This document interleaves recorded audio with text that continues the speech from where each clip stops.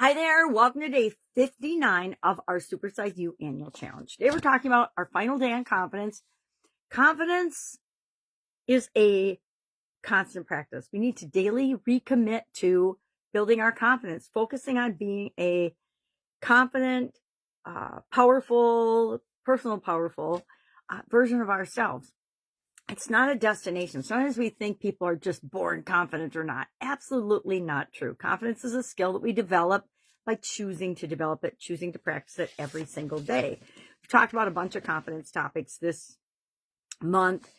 And what we want to do is we want to remember to reflect on recent criticism or, oh, I'm looking at and thinking about the wrong thing. We need to remember to, and with my granddaughters for a couple of days, and I'm going to be with them a few more days on my own. And I forgot, when you're younger and you have kids, you've got a lot more energy. The older I get, the more I realize I love their energy because it keeps me going. But sometimes it's absolutely positively exhausting. We were up at, 3:30, 4 o'clock this morning because the little one doesn't feel good. And so finally got her back to bed so I could get cleaned up and make my videos this morning. So today we're talking about confidence, all about confidence. And guess what? When you've had enough sleep, you feel a lot more confident than when you have not had enough sleep. So we're going to reflect today on how far have we come from the 1st of February when we first, or the 1st of the month, whenever you're happening to do this challenge.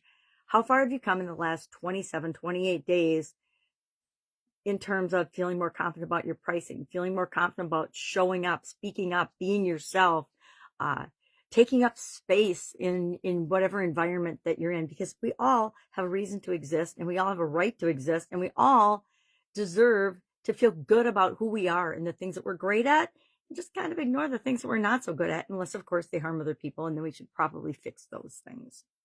So today, reflect on this month and the confidence practices that made you feel the best and have the biggest difference in your life. All of us have those. I know that I think some of the most important confidence practices for me are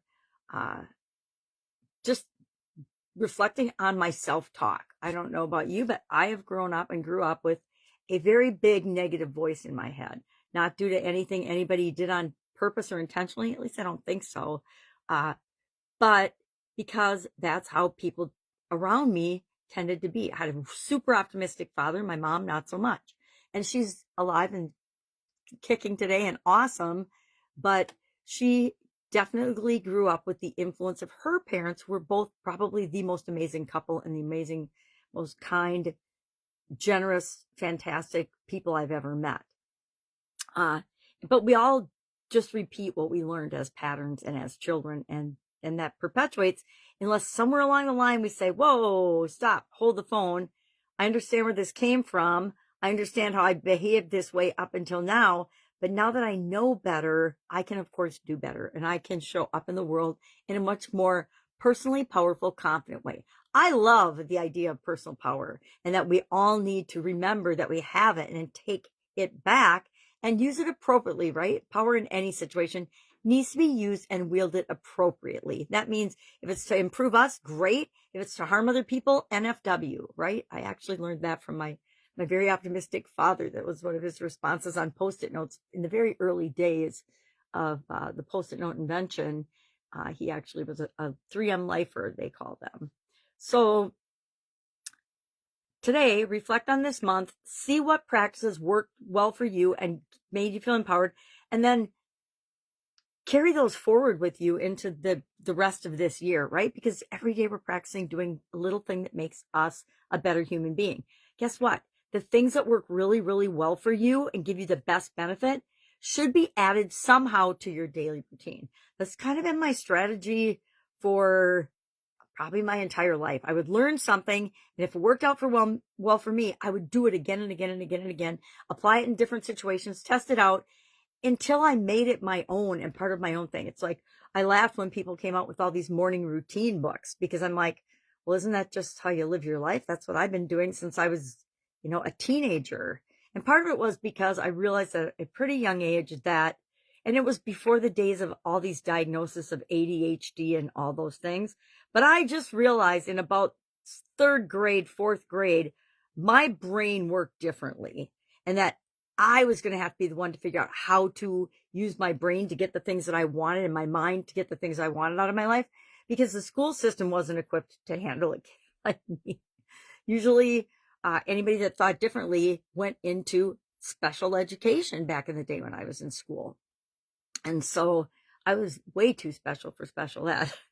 But that was before the days of the gifted programs as well, too. So I think education knows more than it did back then, but is failing epically in many, many ways. A lot of the kids that need extra help and support, or a lot of the kids that need more challenges.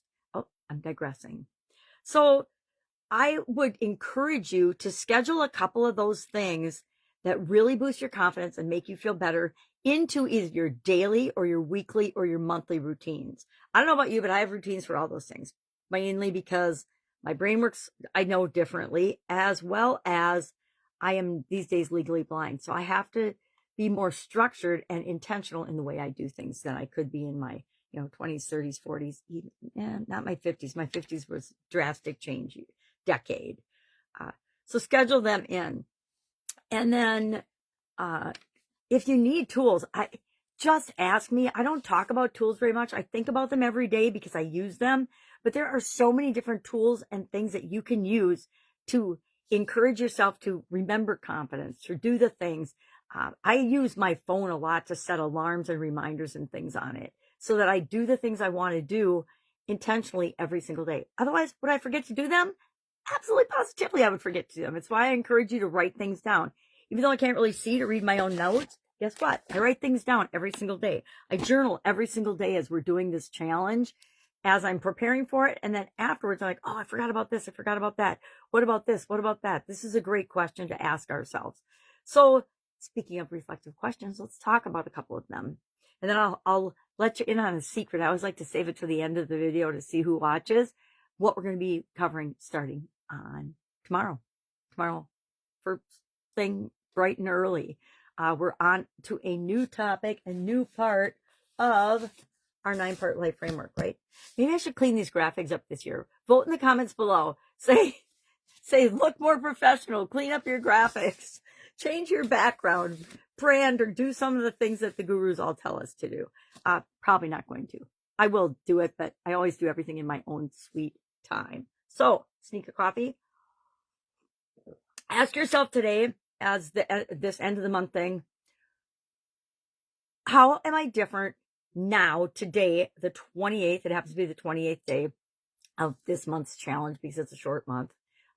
Sometimes different parts of the challenge get the February short and dry. And it's usually been relationships, because February is a very relationship-laden month for most people. So how are you different with respect to confidence between today and how you were when we just first started talking about this?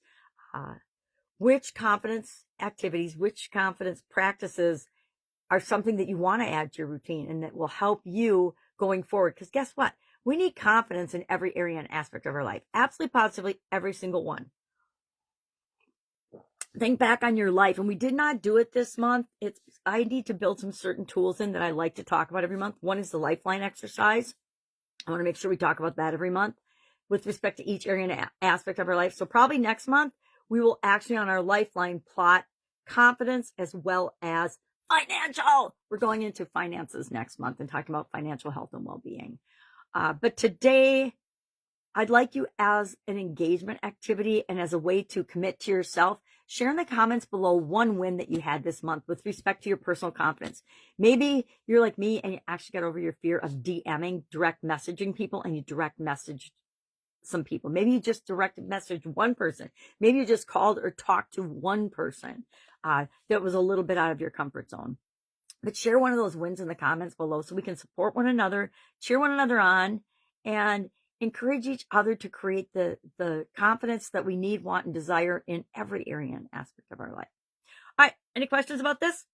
Hit me up and ask, because you can always ask me anything, any time of year, but we're going to be switching gears from confidence to financial health and well-being and talk about, we had a lot of topics in finances, right? There isn't a month long enough, although next month has 31 days, so we get an extra day. I always think of it an extra day. I always think of each month or each focus area as 28 days, and then any extra days in that month are just bonus days. All right, that's it. Have an awesome day. If I can help you, ask. Otherwise, I will, of course, be with you tomorrow. Bye.